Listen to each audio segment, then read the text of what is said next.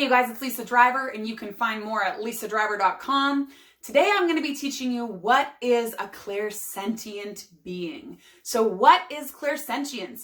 Well, in my video last week, I talked about the 4 different versions of clair, the ways that we process energy, emotions, and intuitive nudges in the spirit world around us. Today I'm going to go deep diving into what a clairsentient is and show you 4 different ways that you might know that you are a clairsentient. So the first way that you know you're a clairsentient is when you walk into a room, you can tell whether people have been getting along or fighting, or you might be able to sense the energy as what we sometimes refer to as heavy or light.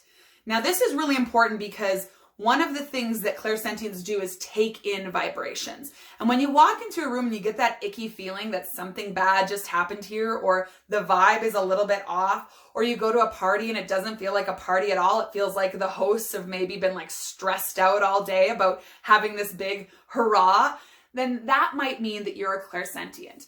More often than not, you'll be able to pick up on that without any words, without anyone telling you a story. And then later on that night, you'll get that affirmation that, yeah, indeed, they've been fighting all day and they're so glad that the party went off without a hitch. And you can laugh about it and let it go, which we're going to get to. Because the second sign that you might be clairsentient is that you might feel drained after going out in public, being in busy places or around a lot of people. And I know with COVID-19, that wasn't really happening a lot, but now the world is reopening and we're being allowed to go to hockey games and football games and concerts and fairs and things like that and parties again.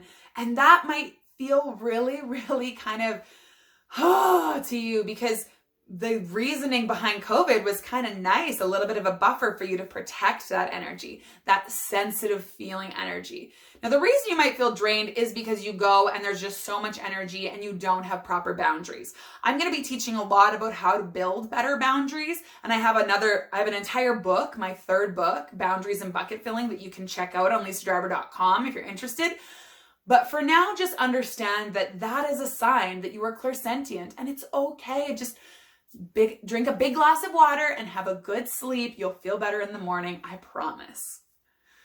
The 3rd sign that you are clairsentient is that you feel your feelings in your gut. You use the words, I feel. When you relate to somebody, wow, that feels good. Or, ooh, I sensed that. Or you might use words like, related to the senses. So taste, touch, smell, hear, right? All of those words that are linked to our physical senses, those feelings that we have in the body are really, really key and a really beautiful sign that you are a clairsentient, and that is how you process intuitive nudges, energy, and emotions. And the 4th and final sign that you might be clairsentient is that your physical body responds to intuitive energies. So you might get goosebumps. You might get hairs sticking up on the back of your neck. You might get tingles all over your body. As I teach this, I'm getting tingles knowing that somebody watching is going, yes, that's me. Oh my gosh, that's what it is. I always wonder about that.